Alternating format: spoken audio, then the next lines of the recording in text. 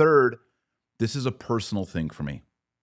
This has changed my life. And once Joe Rogan gives him these 3 points, then Joe Rogan is going to come in and he's going to say some things. So here we go. Ready? I don't think there's anything weird about it at all. I mean, I think there's a reason why it exists, why it's so prevalent in so many cultures. It helps people. It's about love. Yeah. It's all about love. Yeah. You think Jesus' role was? Who do you think he was? Well, here Joe's looking up to the right. He's trying to get creative. He's trying to form where he's going to go. You think Jesus' role was? Who do you think he was? well, Okay, so here is Joe Rogan's first question, his first objection, and that is, what is the role of Jesus Christ? This is a meta-narrative question. This is opening up wide. Of course, Joe Rogan is an expert when it comes to interviewing. There's few people who are as good as he is, and he's going to go real wide, and then he's going to narrow in. Let's listen.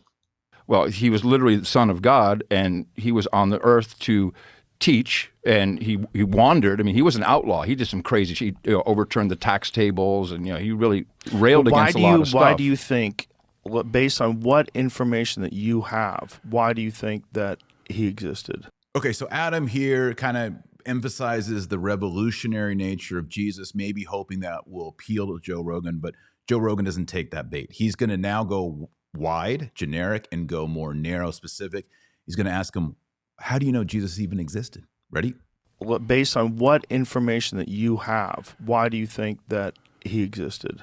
Now, this may be a little shocking because I would say 99% of people on earth believe Jesus existed. Even atheists believe Jesus was a historical person. And these are kind of the broad questions that Joe Rogan uses that sometimes stump the people he's interviewing. This is why people like Joe Rogan so much. You would expect him to go into the minutia and maybe try to get his guest off his feet, but instead he keeps it wide. He keeps it generic. And he says, how do you even know that Jesus existed? And Curry here, I think he's not fully prepared for that, right? He's ready to maybe go deeper into the weeds. Joe Rogan's going wide here. And here's the best way. If someone hits you with the, did Jesus even exist? Your best response, the response to this is, there is no one that has ever existed that has more historical witness to his life than Jesus Christ. Not Buddha, not Muhammad, not Socrates, not Plato, Aristotle, Alexander the Great, Julius Caesar. The person with the most biographical data on them in antiquity is Jesus Christ. And here's how we know. First off, you have the 4 Gospels, Matthew, Mark, Luke, and John, which are written very closely after his death and resurrection. You also have the Pauline epistles, which attest that he was a historical man. The earliest of the Pauline epistles are written in the 40s AD, within a decade of his death and resurrection. But you also have non-biblical sources. The earliest mention of Jesus Christ outside the New Testament occurs in 55 AD.